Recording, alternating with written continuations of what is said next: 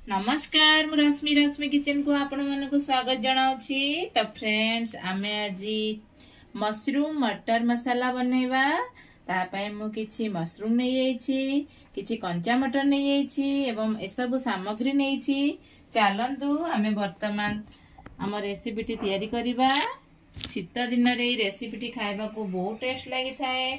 आपण माने जदि शीत दिन रे रेसिपीटी न खाइबे ताहले मजा कोन। देखंतु हमर तेल गरम हो सारी आम एठी किछि जीरा दबा। देखंतु वर्तमान हम जीरा मध्य फुटी सारी आम दुईटी तेजपत्र दबा। मुठी गोटे सुखिला लंका देछि, दुईटी दालचीनी देछि। वर्तमान मु काटी रखिछि तीनोटी पियाज ताकू सब दे दबा।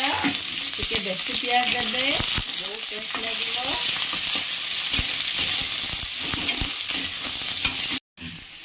वर्तमान आम पियाज सब हल्का गोल्डन ब्राउन कलर हो सारी मुझे किसी अदा रसुन पेस्ट रखी आम देदबा।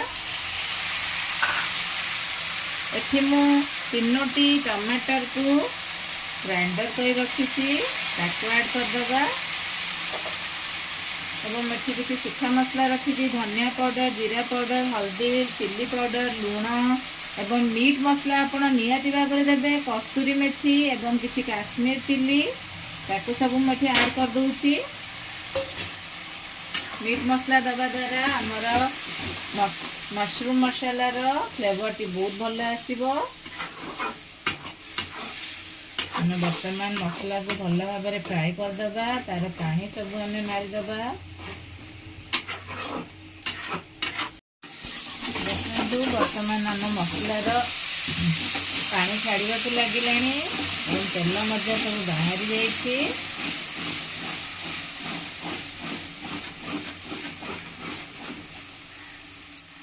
वर्तमान आम ये मटर सब को ऐड करदबा।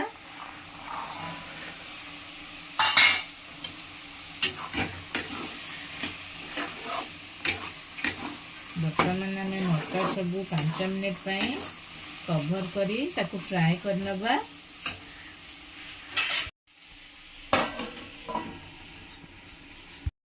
वर्तमान आम एठी काटी सफा करी मु किछि मशरूम को रखी थी। देखंतु आम मशरूम सब ऐड करनबा। टिके बड़ पीसेस पे आपण माने मशरूम नेबे, खाइला बेले बहुत बढ़िया लागिवो। वर्तमान आम मशरूम एवं मटर को 5 मिनट पर स्लो मीडियम आंचरे याकू मध्य भल भाव में फ्राए करने को छाड़ीदबा।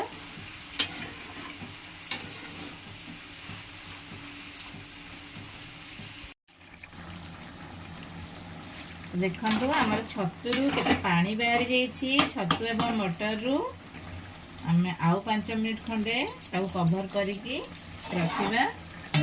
जा द्वारा भल भाव में आमर छतु एवं मटर हो पारिबो। देखंतु फ्रेंड्स आम मटर मसला वर्तमान अधा सीझी जाइछि, अधारु अधिका सीझी सारिलाणी। केते सुंदर कलर देखाउछंती आपण जानि पारुथिबे। ग्रेवीटी मध्य केते सुंदर मोटा हेछि। आपण माने मध्य एई प्रोसेस रे मटर मशरूम निश्चित भाव शीत दिन रे हेल्दी फूड टी को खांतु घरे तैयारी करी। याकू रुटी, पराठा, नान, गरम भात जोरे मध्य आपण खाइबे बहुत टेस्ट लागिवो। आपण चाहिले एई परि भाबरे मसला मध्य खाई परिबे, लेकिन मु अल्प पानी दोछि। आपण केते मोटा रखिबे ग्रेवीटी ता अनुसार आपण मध्य अल्प पानी देबे। या द्वारा कि हमकु रुटी, पराठा, नान सहित खाइबा को भल सुविधा लागिवो। वर्तमान आम या उपरे 3टी कंचा लंका ऐड करदबा एवं किछि धनिया पत्र मध्य देदबा। कवर करी रखिबा। देखंतु केते सुंदर आमर मशरूम मटर मसाला हेछि रेडी। केते सुंदर वासना होछि। देखंतु केते डिलीशियस हेछि, सुपर टेस्टी आमर गरमा गरम मटर मशरूम मसाला रेडी हो सारी बर्तमान आम सर्व करवा। तो आमर ए मशरूम मटर मसाला रेडी हो सारी मु या परोटा तैयारी करिछि।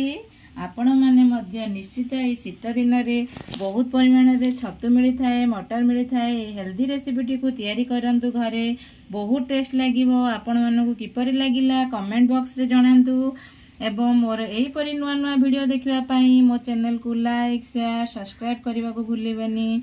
नमस्कार, धन्यवाद, जय जगन्नाथ, थैंक यू, बाय।